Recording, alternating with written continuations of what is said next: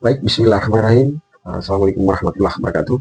Teman-teman semua, pada kesempatan ini kita akan menyaksikan dan melihat bagaimana Bang Adian Napitupulu yang kemudian membuat statement dalam suatu forum diskusi yang mana dalam forum ini hadir beberapa stakeholder, termasuk juga kejaksaan dan seluruh aparat pemerintahan hadir dalam forum diskusi ini. Nah, yang menjadi titik persoalan atau yang menjadi himbauan oleh atau yang menjadi penyampaian oleh Bapak Adian Napitupulu yaitu terkait dengan banyaknya problem saat ini atau problem yang dari dulu lah bahkan yang selalu dibayang-bayangi oleh negara kita. Bahkan Bang Adian Napitupulu sendiri mengakui, kita ketahui beliau ini adalah salah satu anggota DPR RI yang kita kenal sangat kritis di berbagai banyak kebijakan. Beliau juga mengakui bahwa salah satu sumber masalah itu adalah berada di DPR.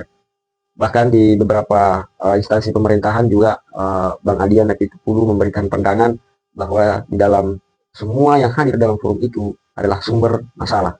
Lalu kemudian dia mendiskusikan masalah yang kemudian kemarin mereka buat sendiri. Inilah analogi yang diberikan atau disampaikan oleh Bapak Adian Napitupulu. Nah, lalu seperti apa videonya kita nonton secara bersama-sama. Kan ini problem buat kita gitu loh. Kalau yang ilegal, Pak Iside tangkap. Nggak benar tangkap. Nah ini siapa yang ditangkap?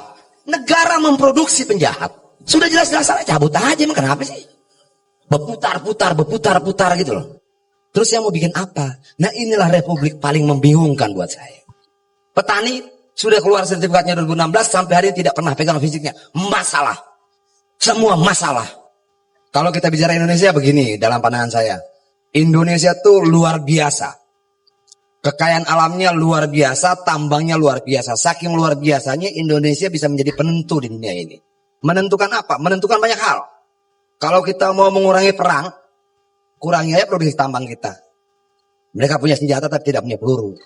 Bahkan kalau kita mau mengatur usia pernikahan di negara-negara Eropa, gampang. Stop aja produksi emas, nggak punya cincin kawin mereka. Artinya sedemikian hebatnya lah tambang kita. Tapi problemnya di mana-mana. Di sana problem, semuanya problem. Sumber masalahnya di mana? Ya di sini. Di sini.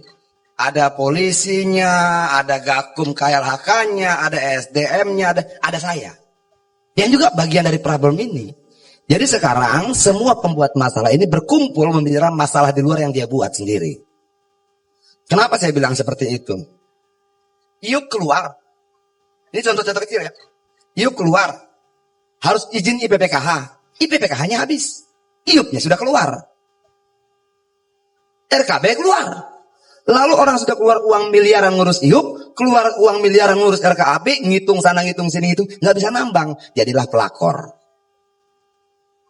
Penambang lahan koridor. Nggak punya dokumen. Dia panggil dokter. Dokumen terbang. Segini kompleksnya lah problem kita. Lalu kita mau uraikan dari mana? Yang paling bersalah menurut saya ya DPR. Karena dia punya kewenangan tertinggi mengawasi seluruh kementerian dan lembaga. Tapi mau bagaimana teman-teman kita di sana juga?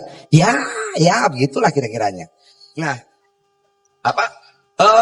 contoh lain Mandiodo misalnya. Tadi disampaikan oleh Pak Irisite itu bicara soal illegal mining. Itu gampang tangkap aja. Yang ilegal-ilegal mah tangkap aja gitu. Illegal mining, ilegal yang lain tangkap. Yang problem seperti Mandiodo. Mandiodo ini ada 11 pemegang IUP. Melawan Antam yang juga pemegang IUP. Oke, IUP yang 11 siapa yang keluarkan? Negara. IUP Antam siapa yang keluarkan? Negara. Jadi problemnya siapa? Tambang, bukan negara problemnya. Nah bagaimana menyelesaikan ini? Orang bisa bicara sejarahnya begini enggak? Saya tidak mau bicara detail. Yang mengeluarkan IUP 11 perusahaan tambang ini siapa? Negara. Mau namanya bupati, camat, gubernur, nggak penting. Tapi siapapun dia, negara. Lalu ada lagi IUP Antam, ini negara juga. Kok negara nggak menyelesaikan persoalan tapi bikin masalah? Kan ini problem buat kita gitu loh. Kalau yang ilegal, Pak Iside tangkap. Nggak benar tangkap. Nah ini siapa yang ditangkap? Lalu negara dengan gampangnya bilang begini, ya sudah kalian berperkara di pengadilan. Sementara akar izin semuanya itu negara. Nah, setelah berperkara, mereka jatuh miskin jadi pelakor. Negara memproduksi penjahat. Nah ini gimana gitu loh. Saya datang ke teman-teman Antam, saya bilang, ada nggak sih? Dulu Jokowi bilang harus ada restoratif justice.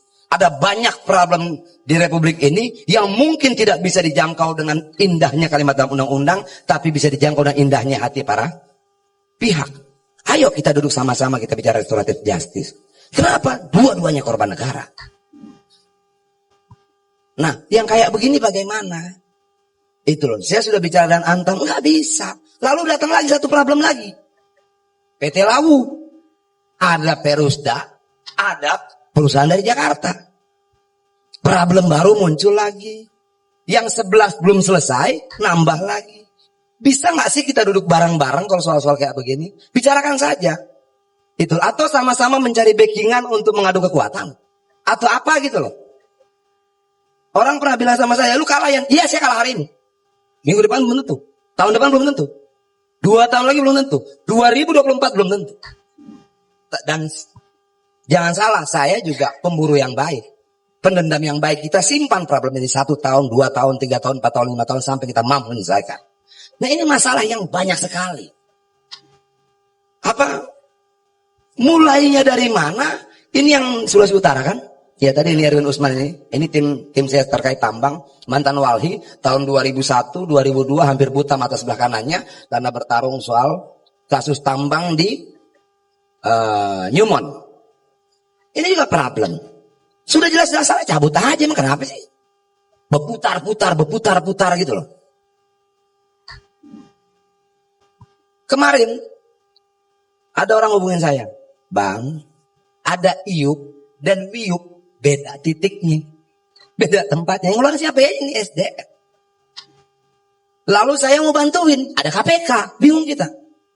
Kenapa? Karena definisi korupsi memperkaya diri sendiri dan atau orang lain. Jadi kalau dia pengusaha tambang, mentok kemana-mana, datang ke saya bingung mau buat apa. Saya bantuin dia untung terpenuhi unsurnya, saya nggak bantuin dia buntu investasinya rusak.